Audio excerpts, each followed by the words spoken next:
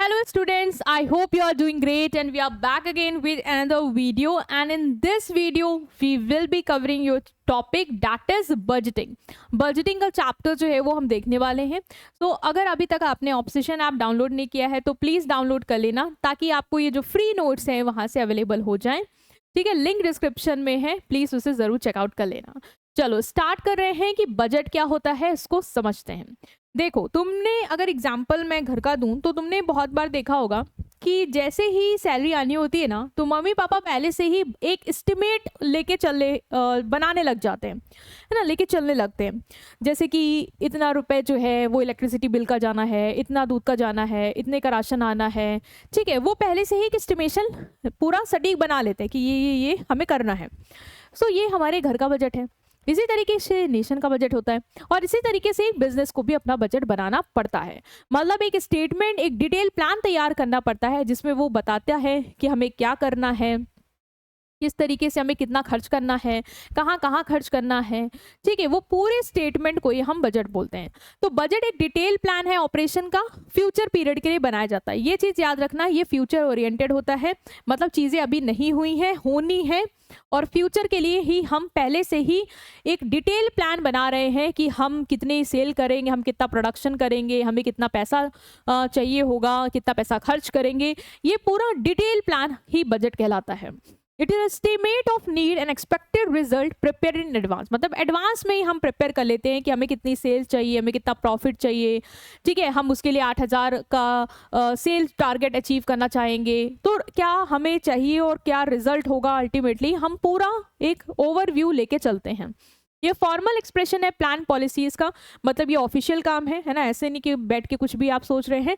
Official वे में written form में आप इसको ड्राफ्ट करते हैं. ठीक है, प्लानिंग बनाते हैं, पॉलिसीज़ बनाते हैं कि बजट में हमने लिखा है कि इतना प्रोडक्शन होना है, तो उस हिसाब से पूरे मैनेजमेंट का जो प्रोडक्शन डिपार्टमेंट है वो इतना यूनिट प्रोड्यूस करेगा, ताकि सारे बिजनेस के जितने भी डिपार्टमेंट्स हैं उनको पता रहे कि बजट में हमारे लिए क्या क्या टारगेट है और क्या हमें करना है जिससे हम उस बजट को अचीव कर पाएँ.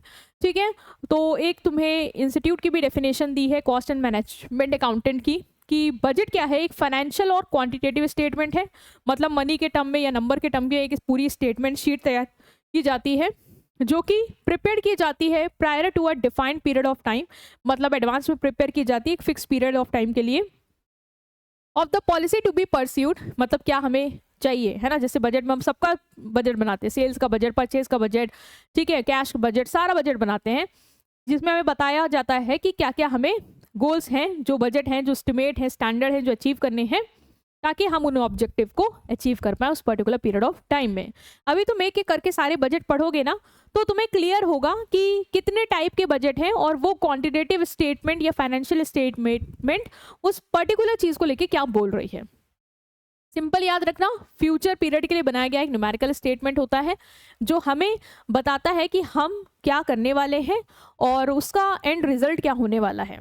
ठीक है, next is difference between budgeting and forecasting. देखो, बजट भी फ्यूचर के लिए बन रहा है और फोरकास्टिंग भी फ्यूचर को लेकर करते हैं. तो बच्चे कंफ्यूज होते हैं, उन्हें लगता है फोरकास्टिंग और बजटिंग एक ही चीज है, बट ये अलग है. समझते हैं, फोरकास्टिंग क्या होता है, ये एस्टिमेट है बेसिकली कि क्या हो सकता है. जैसे तुम फोरकास्ट करते हो कि कल बारिश होगी, आने वाले साल में एआई जो है वो बहुत ज़्यादा हो जाएगा, हो सकता है कि रोडों में रोबोट्स घूमे, इंसान मर जाए, ऐसा तुम अंदाजे लगाते हो, है ना, अनसर्टेन इवेंट्स को लेके, ये ऐसा हो सकता है, ऐसी प्रोबेबिलिटी, ये क्या है, फोरकास्टिंग. बट बजटिंग क्या है, बजटिंग एक स्टेटमेंट है प्लान इवेंट की जो हमें फॉलो करना है. अब देखो, बजट तो फोरकास्ट करके बनेगा, हमें लग रहा है कि आने वाले दिवाली में सेल्स बढ़ेगी तो हम उसी के हिसाब से पूरी न्यूमेरिकल शीट तैयार कर रहे हैं, प्लान्ड वे में सब कुछ, कि हमें इतना यूनिट प्रोड्यूस करना है, हम इसके लिए इतना परचेज करेंगे मटेरियल, इसके लिए हम इतना सेल्स करेंगे, इतना एडवर्टीजमेंट पे खर्चा करेंगे. तो पूरी प्लान इवेंट की एक शीट होती है जो कि कहीं ना कहीं फोरकास्टिंग पे बेस्ड होती है, जो हमने फोरकास्ट किया है. ठीक है, बट ये बिल्कुल ही अंदाजा है, बट ये एक तरीके से हम चीज़ों को जो हमें लग रहा है सटीक डेटा के बेस पे होंगी, उसके बेसिस पे जब हम शीट तैयार करते हैं, प्लान बनाते हैं जो फॉलो होगा. Authority, it is judgment that can be made by anybody. भाई फोरकास्टिंग कोई भी कर सकता, तुम भी कर सकते हो, मैं भी कर सकता हूँ, बड़े डायरेक्टर कर सकते हैं, मैनेजर कर सकते हैं, कोई भी कर सकता है. बजटिंग क्या है, it is a plan that require management authority. लेकिन बजट तो वही बनाएगा जिसके पास मैनेजमेंट में अथॉरिटी है, वो कोई भी नहीं बना देगा उल्टा आदमी. ठीक, relationship it form the basis for budget. Forecasting budget के लिए बेस बनाता है। ऑफ कोर्स फोरकास्टिंग के बेसिस पे ही तो हम बजट बनाते हैं कि इतना सेल करनी है, इतना प्रोडक्शन होगा, फिर उसी हिसाब से इतना मटेरियल खरीदेंगे। ये फोरकास्ट के बाद होगा। Coordination, forecast of a function need not to be coordinated with other. Forecasting को जरूरी नहीं कि तुम बाकी फंक्शन के साथ कोऑर्डिनेट करो, लेकिन बजट में तुम्हें सारे फंक्शन में कोऑर्डिनेशन लाना होगा। लाइक हमने बजट बनाया कि हमें 5000 यूनिट की सेल करनी है। अब 5000 यूनिट सेल करने के लिए हमें 5000 यूनिट का प्रोडक्शन भी चाहिए, तो प्रोडक्शन से कोऑर्डिनेट करेंगे। और 5000 यूनिट प्रोड्यूस करने के लिए प्रोडक्शन को उस 5000 के यूनिट के हिसाब का मटेरियल चाहिए, तो मटेरियल से कोऑर्डिनेट करेंगे, परचेज डिपार्टमेंट से कोऑर्डिनेट करेंगे। तो सारे डिपार्टमेंट को आपस में कोऑर्डिनेशन चाहिए यहाँ पे, बट बजटिंग में नहीं चाहिए होता। टाइम पीरियड की बात करें तो फोरकास्टिंग बहुत सालों के लिए भी कर सकते हैं हम, है ना, आने वाले कितने 100 सालों की कर डालो। बजट लेकिन यूजुअली 1 साल के लिए या उससे कम के लिए बनाया जाता है। Control, no control over variation. मान लो तुमने फोरकास्टिंग करी और वो ना हुआ तो तुम्हारा कोई कंट्रोल है उस पर? नहीं। यहाँ पे वेरिएशन में कंट्रोल है फ्रॉम द अप्रूव प्लान। मान लो सेल बजट में था कि 5000 यूनिट सेल करनी है, यूनिट सिर्फ 4000 बिकी, तो ऐसा क्यों हुआ, क्या दिक्कत थी, उसको ठीक करेंगे। तो अगर अप्रूव प्लान के हिसाब से नहीं हुआ तो हम वहां पे कंट्रोलिंग करेंगे, बट वहां पे नहीं करते। Dependence on event, cover event beyond control, market demand, weather. मतलब फोरकास्टिंग तुम किसी भी चीज की कर सकते हो, वेदर की कर रहे हो, क्या तुम्हारे कंट्रोल में? नहीं। यहाँ पे वो सारे इवेंट आते हैं जो हमारे कंट्रोल में हो, प्रोडक्शन, सेल्स हमारे कंट्रोल में है। स्टार्टिंग, ये एंड होता है एक प्रोबेबल इवेंट, एक अंदाजे से, ठीक है, कि जो अंदाजा लगाया वो हुआ या नहीं, वो उसको असेस कर लेंगे।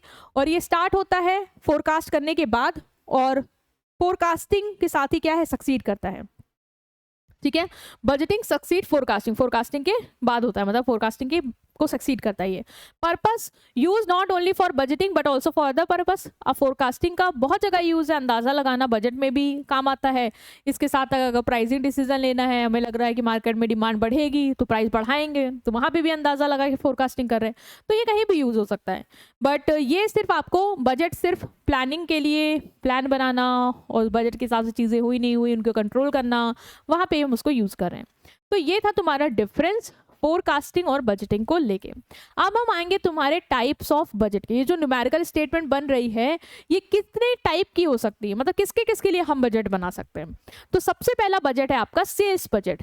Sales budget is estimate of expected sale in term of quantity.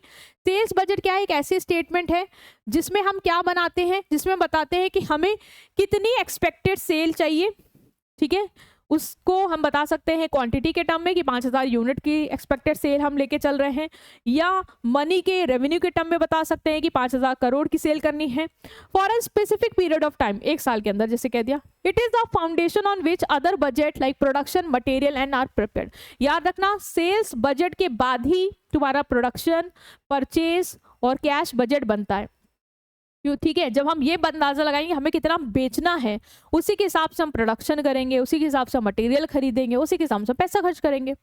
जैसे कि मोबाइल कंपनी सेल बजट बनाती है नेक्स्ट क्वार्टर के लिए कि उसको 5000 मोबाइल बेचने हैं, सेलिंग प्राइस मान लो एक मोबाइल का 15000 होगा, तो वो टोटल रेवेन्यू बताती है कि हमें इतना करना है, ठीक है, 7.5 करोड़ का। तो ये क्या है, ये है सेल्स बजट, जो न्यूमेरिकली ये एक्सप्रेस करेगा कि कितना हमें सेल चाहिए इन term of quantity, in term of revenue, और ये बाकी बजट्स के लिए एज अ फाउंडेशन ऐड करता है। इतना तुम्हें याद रखना है। Next is production budget. Production budget क्या है, ये एस्टिमेट है total quantity of good that need to be produce, मतलब टोटल जितने हमें गुड्स प्रोड्यूस करने हैं उसका एक एस्टिमेशन, उसका एक क्वांटिटेटिव स्टेटमेंट जो बना रहे हैं, ठीक है, कि कितने हमें गुड्स प्रोड्यूस करने हैं स्पेसिफिक पीरियड में। It is usually prepared on the basis of sales budget. Sales budget में हमने टारगेट लिया कि हमें इतने मोबाइल बेचने हैं, तो भाई उतने ही प्रोड्यूस करने होंगे, है ना। While also consider opening stock and desired closing stock of finish good. But यहाँ पे हम एक चीज और देखते हैं कि क्या पहले से स्टॉक अवेलेबल है, क्योंकि अगर अवेलेबल होगा तो उसको माइनस करके उतना प्रोड्यूस करोगे, और लास्ट में कितना स्टॉक बचना भी चाहिए वो भी हम लेके चलते हैं, ठीक है। तो what, when, how much, where to produce, ये सारी चीजों को हम यहाँ पे आंसर करते हैं प्रोडक्शन बजट में। सपोज करो कंपनी ने सेल्स बजट बना लिया, उसके बाद क्या कर रहा है, वो प्रोडक्शन बजट बना रहा है। उसने कहा कि हमें 5000 यूनिट का मोबाइल बेचना है, ठीक, 5000 मोबाइल बेच रहे हैं।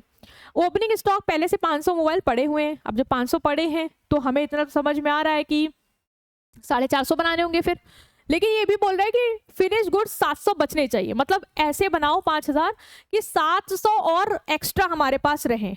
तो ये भी वो बोल रहा है। तो प्रोडक्शन क्या बोल रहा है कि सेल्स 5000 की करनी है, जिसमें क्लोजिंग स्टॉक बता रहा है हमारे पास 700 का बचना भी चाहिए, ठीक है, और 500 ऑलरेडी अवेलेबल। इसका मतलब 5200 यूनिट ही हमें कहीं ना कहीं क्या है बनानी पड़ेंगी। तो ये होता है तुम्हारा production budget. Next is your purchase budget. Purchase budget क्या है? एक ऐसा एस्टिमेट है, एक ऐसी क्वांटिटेटिव स्टेटमेंट है जो हमें बताता है quantity and cost of goods और material that need to be purchase during specified period. अब परचेज बजट हमें बताएगा कि हमें कितना मटेरियल परचेज करना है, उसकी क्या क्वांटिटी होगी, ठीक है, और उसकी क्या कॉस्ट होगी, इसमें हम ये बताते हैं। It ensure that required items are bought at the right time for smooth operation. और परचेज बजट ये इंश्योर करेगा कि जो भी आइटम हमें चाहिए प्रोडक्शन के लिए वो समय पे अवेलेबल हो जाए, ताकि चीज़ें सही से बन पाएँ और सही से बिक पाएँ। इफ प्रोडक्शन के लिए 20,000 kg वुड चाहिए, 2,000 kg हमें ऑलरेडी अवेलेबल है स्टॉक में, इसका मतलब 18,000 kg हमें परचेज करना होगा। तो ये जो पूरा एस्टिमेट बता रहा है ना मटेरियल कितनी चाहिए होगी, कितनी कॉस्ट की, वो हम बताते हैं परचेज बजट में। इसके बाद आता है आपका कैश बजट। कैश बजट क्या बताता है? ये एस्टिमेट है all expected cash inflow and cash outflow. ये एक एस्टिमेट स्टेटमेंट होती है जो हमें बताती है कितना पैसा आएगा और कितना पैसा अंदाजा है कि जाएगा, खर्च होगा during a specified period. It help the business know whether it will have a surplus cash और shortage of cash so that planning can be done. अब बिजनेस ना इसके थ्रू पहले से ही अंदाजे लगा लेता है कि यहाँ से पैसा आएगा, इतने गुड्स बेचेंगे तो इधर से पैसा आ जाएगा, ठीक है, मार्केटिंग करेंगे तो पैसा जाएगा, तो हमें अंदाजा लग जाता है कितना आएगा कितना जाएगा। अगर हमें ये समझ में आ रहा है कि आएगा कम और जाएगा ज़्यादा, तो इस गैप से हम क्या करेंगे, इस गैप से हम ये फोकस करेंगे कि यार पैसा आ तो ज़्यादा रहा है, आ तो कम रहा है, जा जाता रहा है, इसका मतलब हम तो शॉर्टेज में चले जाएंगे, तो हमें बोरोविंग करनी पड़ेगी, तो फंडिंग के लिए पहले से ही प्लान कर लेंगे हम। तो वही चीज़ तुम्हारा यहाँ पे कैश बजट है। मास्टर बजट क्या है? मास्टर बजट इन सारे बजट की ओवरऑल समरी होती है। जब सारे बजट को एक साथ शोकेस कर दे तो उसे हम बोलते हैं मास्टर बजट। इसमें जितने भी बजट है like sale, production, material, labour, बहुत सारे और भी बनते हैं, तुम्हारे सिलेबस में नहीं है, उन सारे बजट को एक जगह हम पूरे प्लान में जस्ट शो करते हैं, कंप्लीट पिक्चर कि सेल्स बजट हमारा 50,000 का है, प्रोडक्शन 10,000 यूनिट करनी है, मटेरियल 8 लाख का आएगा, लेबर को 5 लाख देना है, फैक्ट्री को 2 लाख देना है। ये पूरे एस्टिमेट जब हम एक जगह शोकेस कर देते हैं, सारे बजट को एक साथ कंबाइन कर देते हैं, तो उसे बोलते हैं master budget. Now student we are focusing on कि क्या एडवांटेजेस हैं बजट की, ठीक है, बजट बनाने का क्या फायदा है। सबसे पहला है तुम्हारा sound planning. Budget make planning purposeful. Budget क्या करता है? प्लानिंग को पर्पसफुल बना देता है। They help manager think about the future, avoid guess work and set clear target. Budget के थ्रू ना तुम अपनी प्लानिंग को और स्ट्रॉन्ग करते हो। बजट के थ्रू सबको पता रहता है कि एग्जैक्ट टारगेट क्या है, क्या अचीव करना है, जिससे वो बिना किसी गेस वर्क के काम करें। तो कंपनी ने जैसे अपना प्रोडक्शन बजट प्लान कर लिया, उसी के बजट सेल्स बजट के बेसिस पे, तो आप उसको पता होगा कि उसको कितना प्रोड्यूस करना है, तो ज़्यादा नहीं करेगा, कम नहीं करेगा, जिससे रिसोर्स बर्बाद नहीं होंगे और स्मूथली चीज़ें चलेंगी। Next is higher efficiency. Budget ना एफिशिएंसी भी लाता है। कैसे? रिसोर्स का अच्छा यूटिलाइजेशन इंश्योर करके।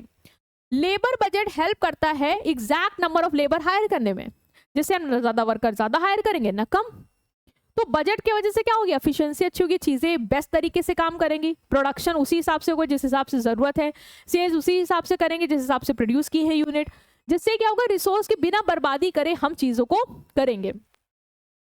Next is sense of responsibility. अब बजट रहता है, सबको क्लियर रहता है क्या टारगेट है, क्या अचीव करना है, जिससे कोई भी अपनी जिम्मेदारी दूसरे पे नहीं पास कर सकता है कि मुझे तो नहीं पता था 5,000 यूनिट प्रोड्यूस करनी थी, मैं तो भूल गया। ऐसा कुछ नहीं होगा, सबको पता रहेगा। सोर्स ऑफ मोटिवेशन, जब माइलस्टोन गोल सबको पता रहते हैं, तो सबको पता रहता है क्या हमसे एक्सपेक्टेशन है सामने वाली पार्टी की। सेल्स को पता है 5,000 यूनिट बेचनी है, टारगेट अचीव कर लिया तो प्रमोशन भी मिल सकता है, तो लोग मोटिवेटेड रहेंगे कि वो अपना काम अच्छे से करें। Next is coordination. Budget force executive and department work together as a group. जो बजट डिपार्टमेंट है, जो बजट बना रहे हैं, जो डिपार्टमेंट है, वो सब आपस में एक साथ अच्छे से मिलकर काम करते हैं। Since budget are prepared in consultation with another, budget ना सबसे सलाह मशवरा लेके बनाया जाता है।